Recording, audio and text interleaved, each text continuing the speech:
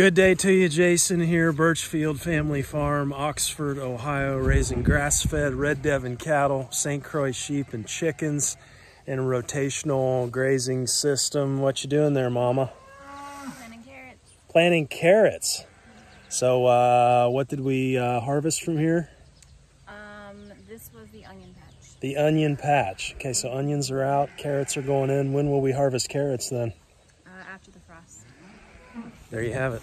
Good word today comes from Matthew 13. These are Jesus' words. As the weeds are pulled up and burned in the fire, so it will be at the end of the age.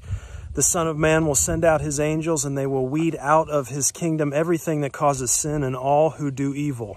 They will throw them into the fiery furnace, where there will be weeping and gnashing of teeth. Then the righteous will shine like the sun in the kingdom of their Father. He who has ears, let him hear. Well, we are back today. We are coming off of a little mini vacation, and I want to give a shout out today to Nick and his family. Nick, Kyla, Jojo, and Sammy. They farm sat for us while we were gone, and man, did they do a fantastic job. You guys have heard me say before, nobody, and I mean nobody, is going to take care of your animals the way that you do. But I'll tell you, Nick and family did a phenomenal job. Nick also makes a mean carnita, and he is a monster, and I mean monster Greg Judy fan. I think homestead burnout is one of the biggest issues that homesteaders and farmers face, you know, alike.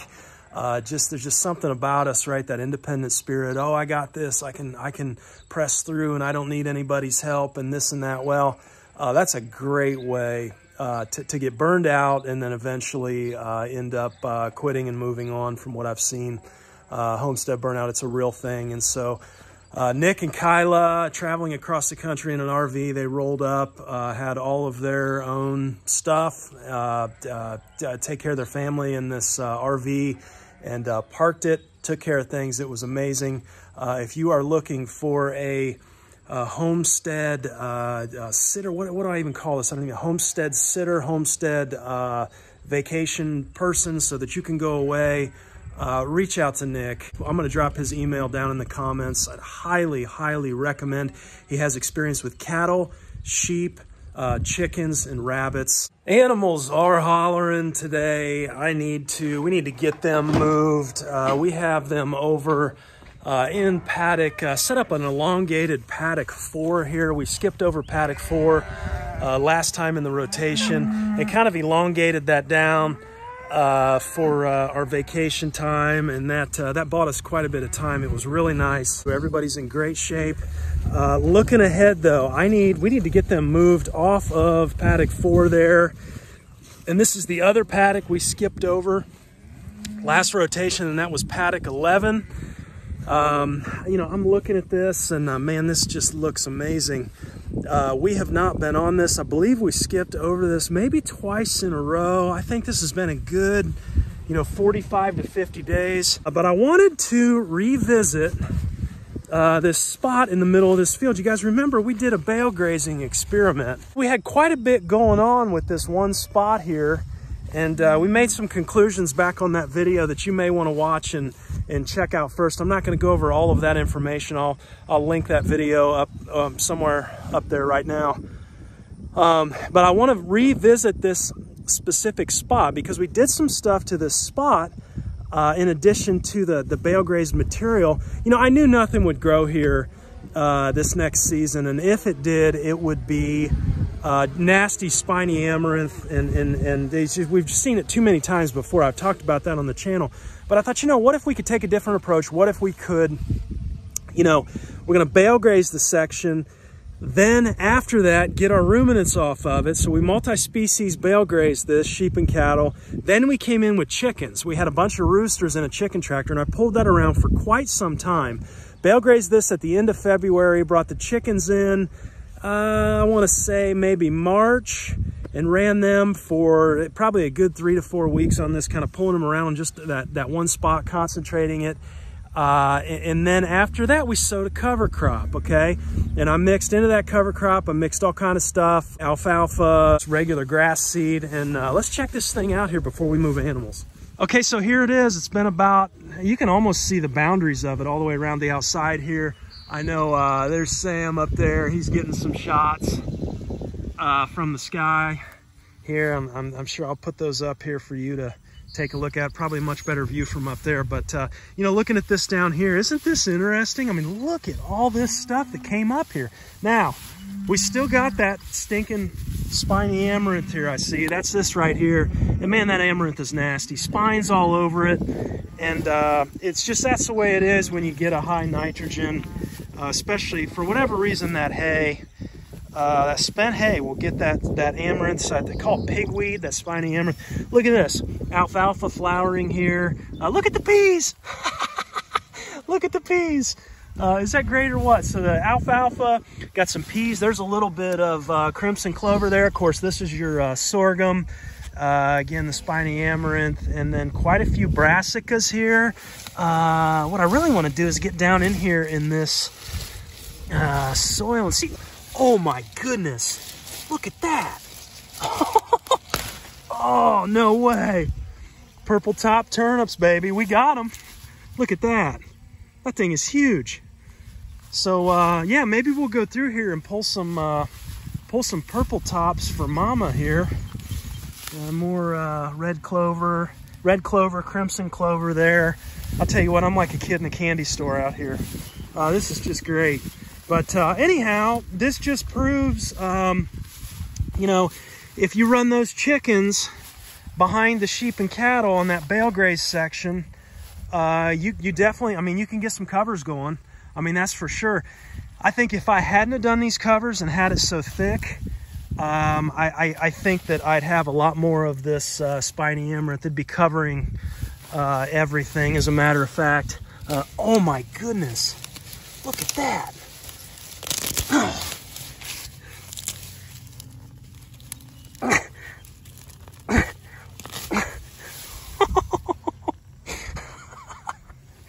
Oh man, did not expect this. We're gonna have quite a purple top turnip harvest out here. It looks like that was certainly unexpected. They will love the tops of those. I've noticed cattle. I can't get cattle to eat the actual turnips.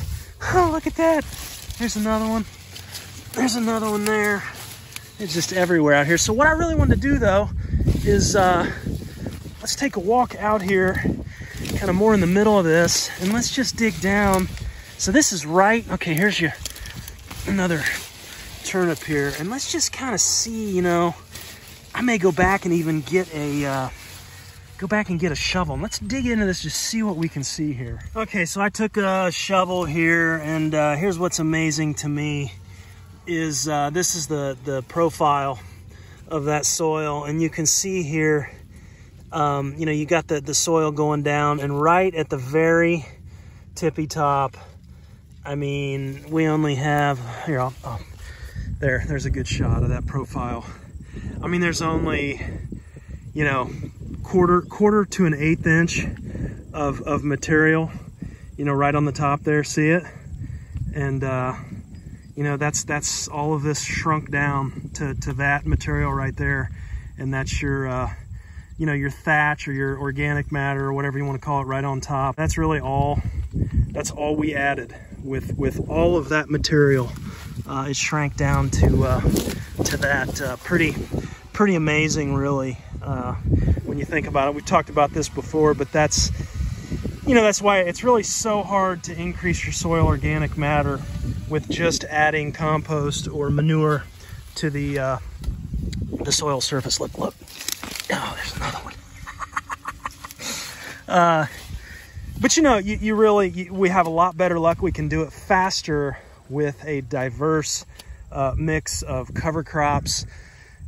You've heard us talk about Dave Brandt here before, talking about how with a diverse mix of cover crops, you can potentially add, he's saying between 0.5% to 1% soil organic matter to your soil every year. between 0.5% to 1% is what he saw. And he was kind of the godfather of cover crops. But you know, so what? You know, why does that matter? Well, you know, for every 1% of organic matter that we go up, we're going to hang on to an additional 20,000 gallons of water per acre. That's huge. That's huge. And we hit droughts, and not necessarily droughts though either. You know, you talk about talking about Dave Brandt here and listening to some of his stories. You know, he had the folks at the local university there came out to him. Hey, can we measure your water, you know, your runoff from your fields? And he said, yeah, sure, you know, go on out and do whatever. So they set up their catchment systems, their basins or whatever at his drainage ditches. And he said they come back, oh, you know, a few months later and said, hey, we can't test anything because there's nothing running off. You know, everybody else's fields, they got water running off like crazy. There's literally nothing running off of your fields. And, you know, he said, well, you know, yeah, what do you want me to do? That's because my soil organic matter is so high.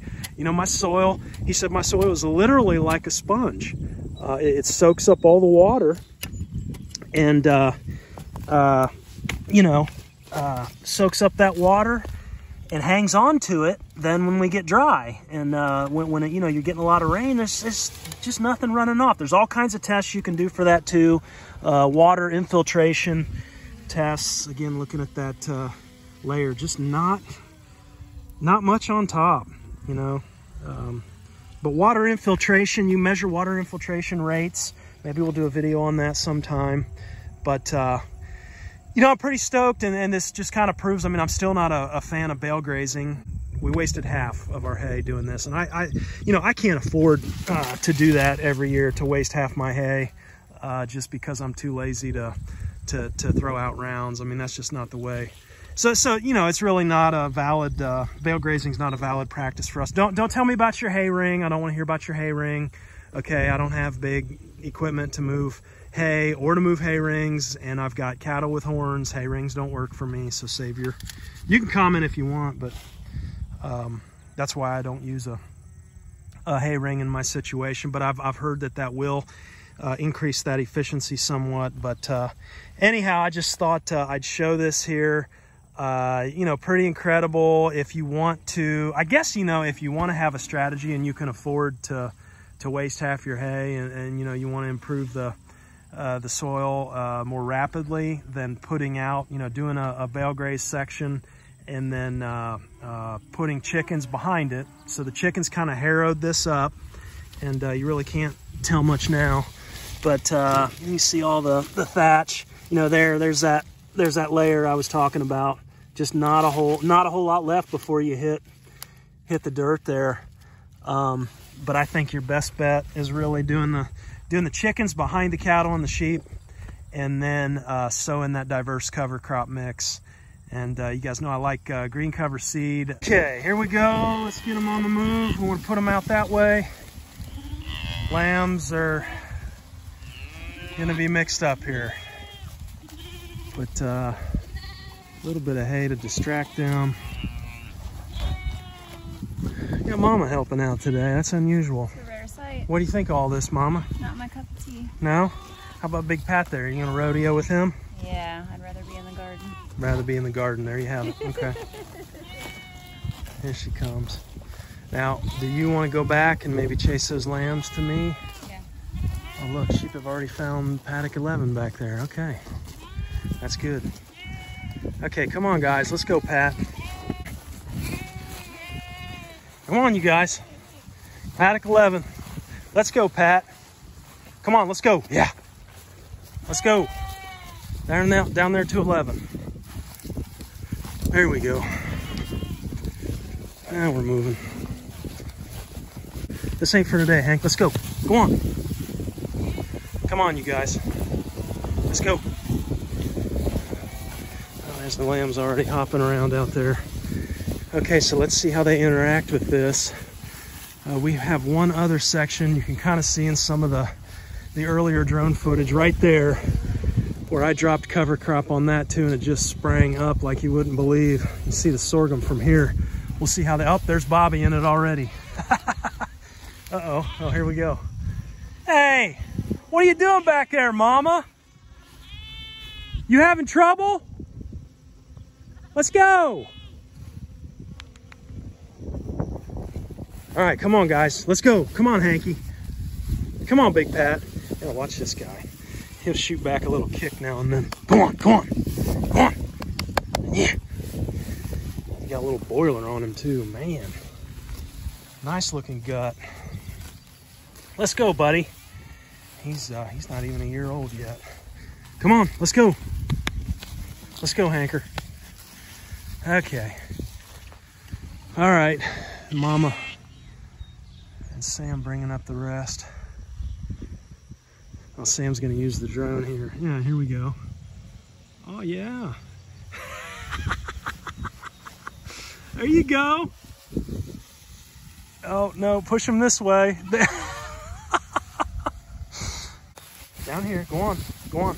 Let's go through the gate. Come on, come on. Let's go. Yeah, yeah.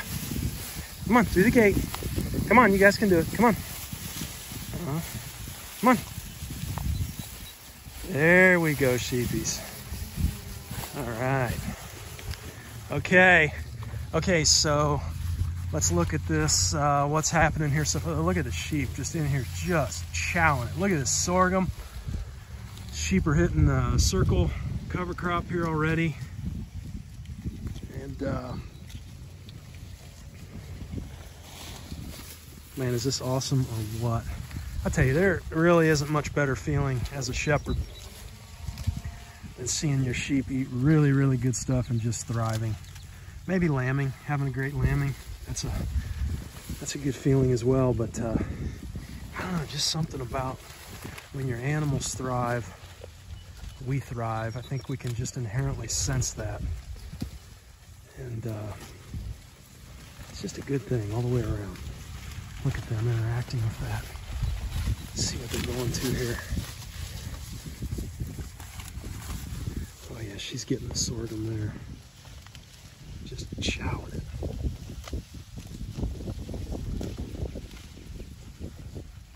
Okay, so this is interesting here, coming down into here. I'm not sure if this will show up on video or not, but you can see we did throw hay out in this section as well, and I was not as intentional about cover cropping that as I was that circle and that square there where the sheep are. And you can see, look at the prevalence of the spiny amaranth, the weed, the pigweed that came on. It's pretty thick. Look at this right down in here. It kind of shows some of that drone photography there from back in late February and April. You can see the bare spots and then see where that amaranth has come on. And so I think moral of the story is, you know, if you are going to put out hay and it's going to be thick and heavy, if you can get chickens on it after your ruminants are done with it, get chickens on it in late winter, early spring, let them stir through it, you know, just harrow through it, manure through it. The chickens are going to sanitize it. They'll eat some of the seeds out as well. But then the moral is get a cover crop down, and your cover crop's going to choke out that amaranth in a lot of cases. At least that's what we're seeing here. I think that really is the takeaway. So get your bale grazed sections, or where you've had hay that you've piled it up and it's sitting around. Get your cover crop seeds sown on that. The earlier, the better. And you know, like I say, choke out that amaranth and give your animals something to graze.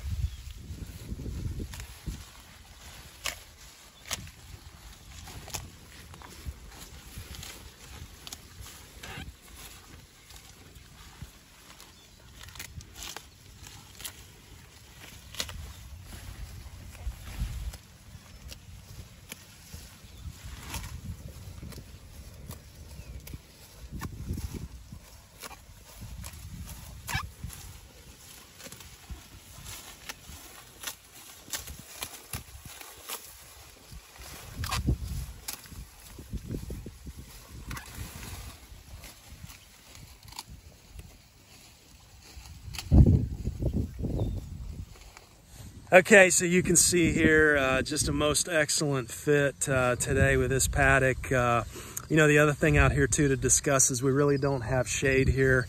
And so we were only hitting a high today of not even 80 degrees, about 78.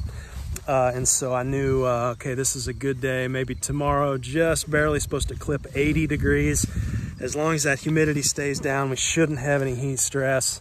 And, you know, mid-July here, that's pretty unusual. And so, you know, that's another consideration here for the middle to late summer is, you know, what are you going to do for shade? And no shade in paddock 11 here. We normally let them kind of run out to a section over by the barn, but won't be needing that here. So maybe a day, maybe two with the height of this forage. We've talked about that before. 200 to 300 pounds dry matter forage per inch per acre. So on a quarter acre here, we're going to have about 50 pounds per inch, and you can see some of those spots are they're pretty tall there. So I think we can probably graze 2 days here and still have some residual left to cover that soil. So should be a good graze. Everybody's loving the cover crop and all the goodness in there. Thanks for hanging with me today, and be blessed, be at peace. We'll talk to you next time. Take care.